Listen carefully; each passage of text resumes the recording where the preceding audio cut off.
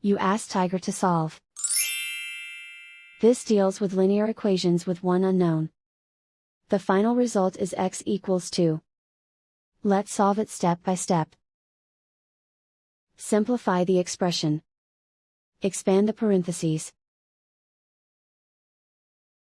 Simplify the arithmetic.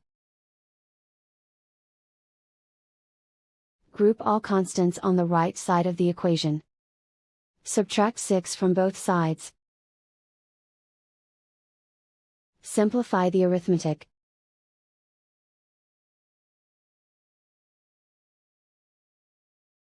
Isolate the x. Divide both sides by 2. Simplify the fraction.